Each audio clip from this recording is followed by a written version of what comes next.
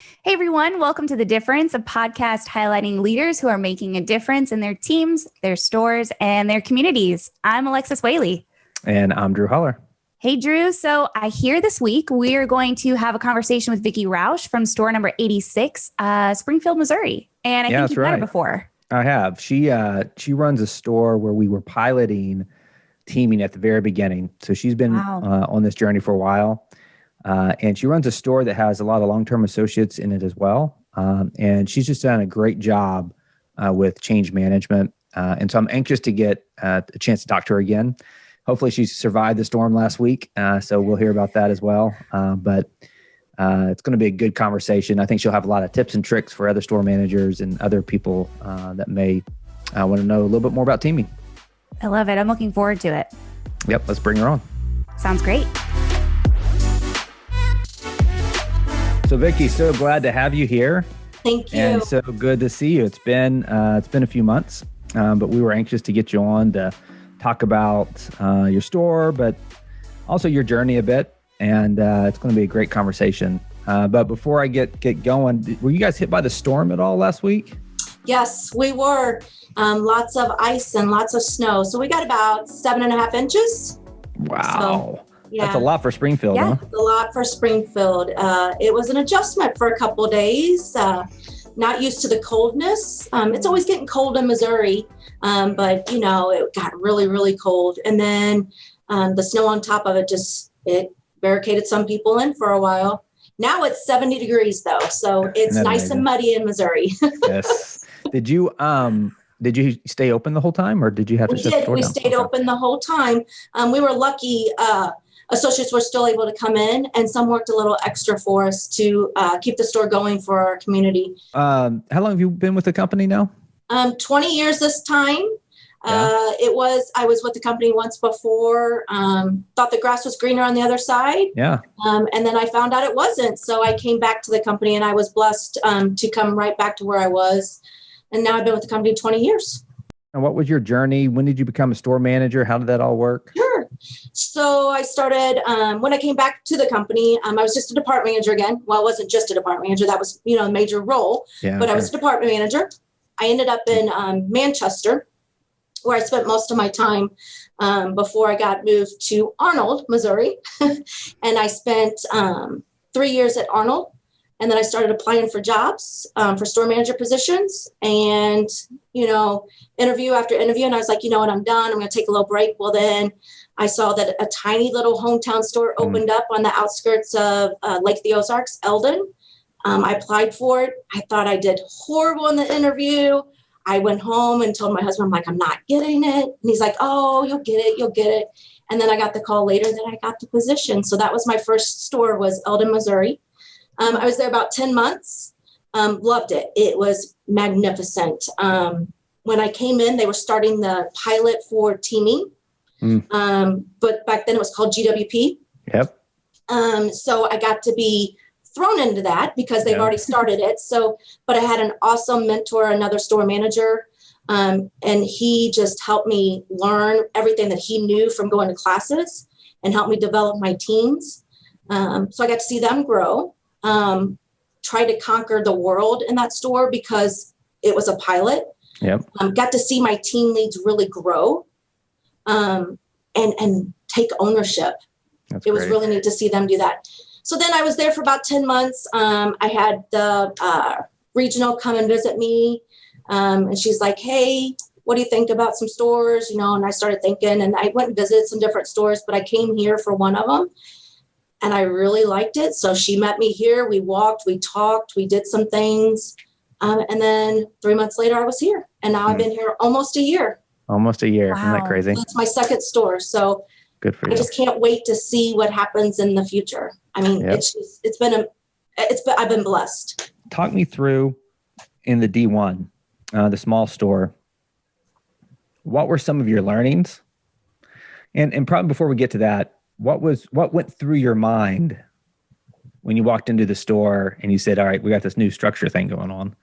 Yeah. Like, what was your initial kind of the shock factor?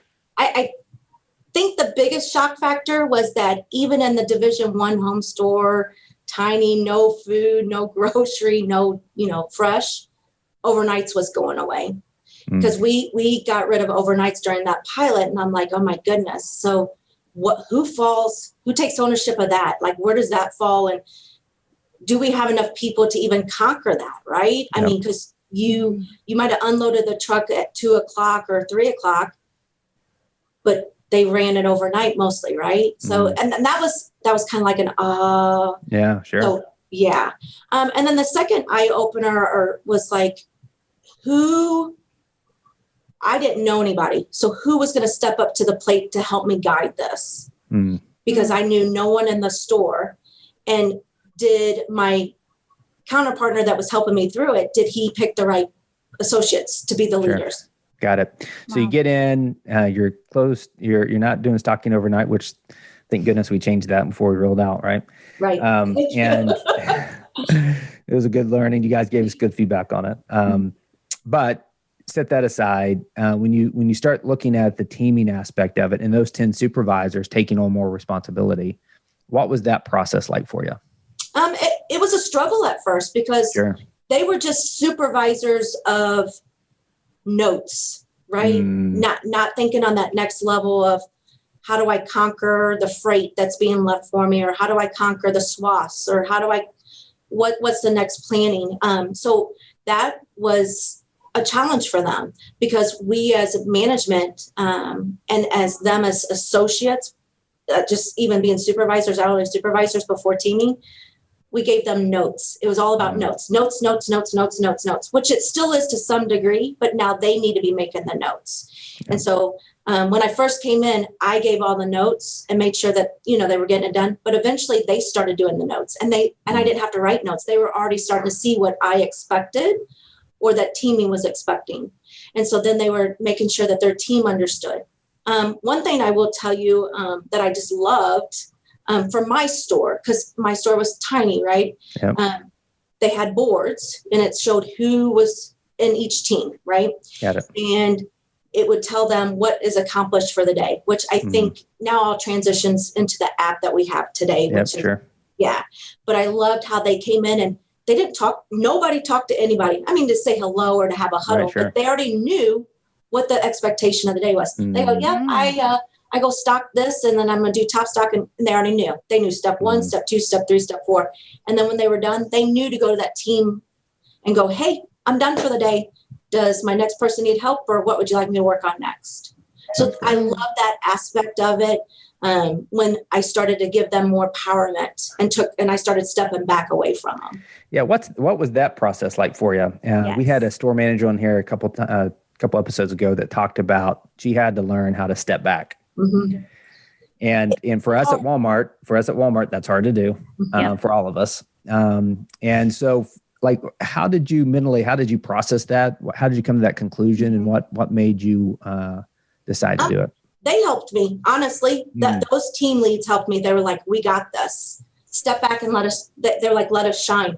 And they did. Great. I mean, every day they amazed me at that store. What are some things that have worked really well for you that you'd share with other folks who might be having a difficult time grasping teaming and really actually putting it into motion the way that, we're hoping that it continues?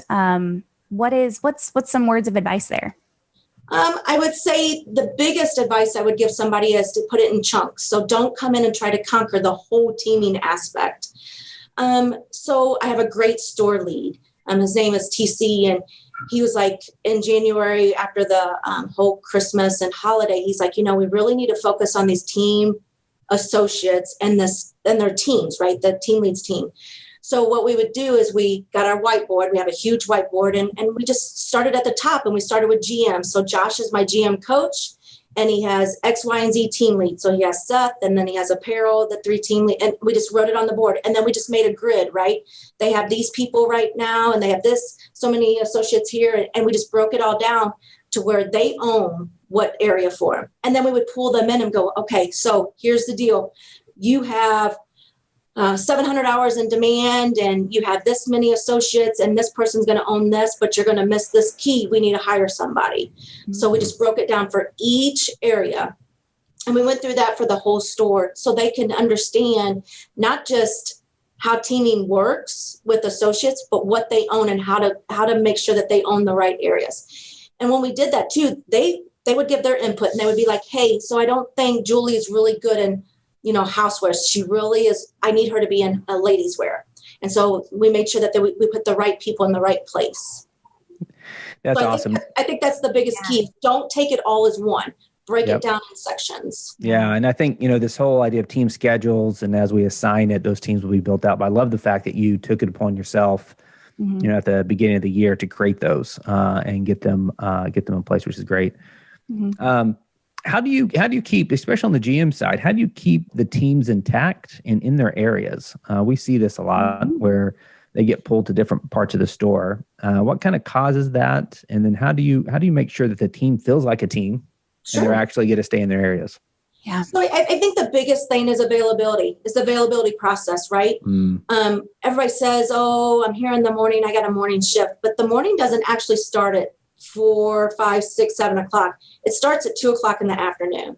That's right. And if they are not on process unloading the truck or us planning the truck freight for them, it's a fail, plain and simple, because it starts at 2 o'clock. So we really have focused on our planning freight. So we call it our 1:30 meeting.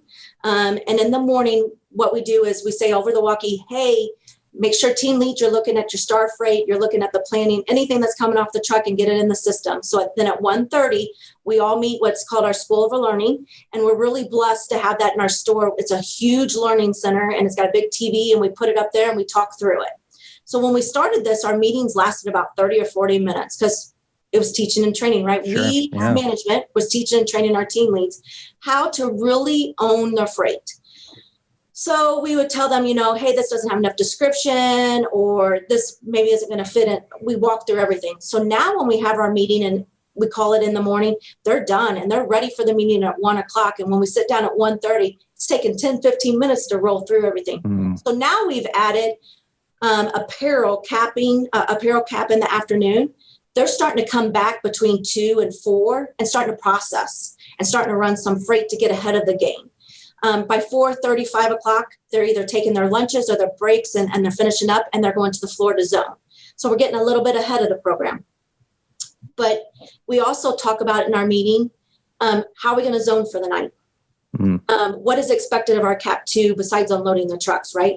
Making sure they're getting the grocery, the pets, the chemicals, the paper goods completed, put to bed, but it's verified, it's up on top stock, it's in the bin. How is that going to work for them? If it's not, what's plan B? What are we going to leave for overnights? And then what's overnight's going to have to leave for us? So we have a plan in the morning that we know we're all going to go swarm automotive, or we're going to swarm housewares, and then everybody goes back to their area. And it's not such a secret when you come in like, oh, I got to go to housewares again. Right. We already know. We know exactly what has to be done. And I'll tell you, that's been one of our key points to making sure everybody can stay in their area. Now with the weather, it's been a little tricky. I'm not gonna lie.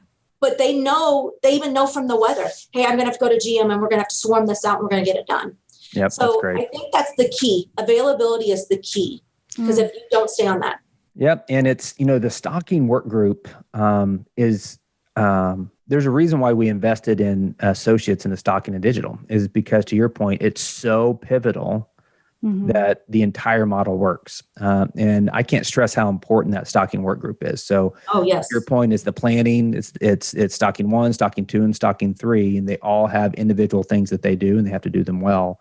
That sets up everything else. That sets up, first time pick, that sets up associates staying in their areas, that sets up teaming, a feeling of teaming in the GM side, and as well as consumables.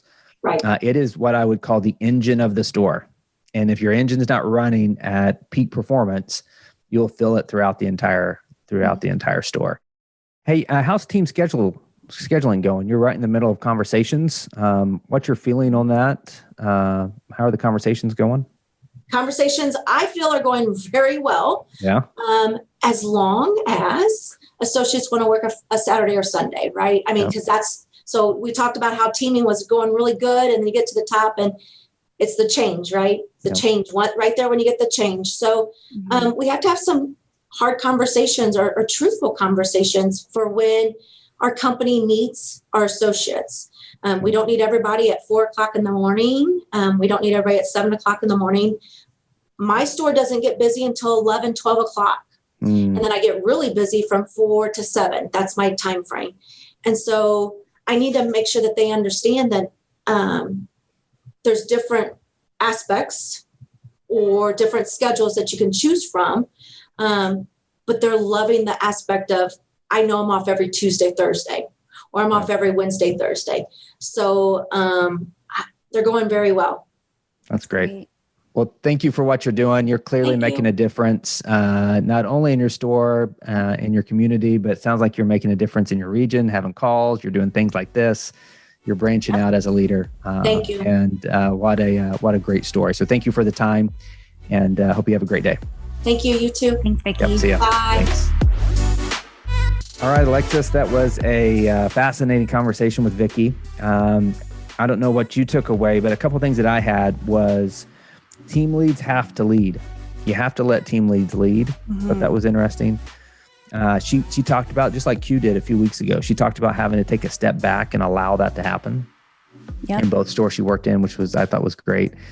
And then I think a big nugget to take away is how important availability is, and specifically the stocking work group. And just from a tactical perspective, that has to be hitting on all cylinders for you to have a situation where your team leads can feel like team leads and they can actually stay in their area with their teams and accomplish their goals. And so to me, that is probably the number one takeaway from the whole conversation. And I think it's a great tip that she gave as well. Yeah, no, I would second that. I really liked her approach to, how do you start to kind of remove yourself a little bit and let people, feel the need to kind of take that space and own it. And I just really appreciated how she, painted that picture of what her experience was like. I thought it was really nice and easy to kind of put yourself in her shoes and, do the same. Just really exciting. I'm telling you, she's got a lot of great tips and tricks as well. So, and it's, not everything goes perfectly. Yes. And our job as leaders is to lead through that and help guide the team through these ups and downs that we experience in everything that we do. So I think she's a great example of that. And I really enjoyed talking to her. Me too. All right, everybody. I hope you have a great week, and we'll see you next week. Thank you. Thanks, everyone.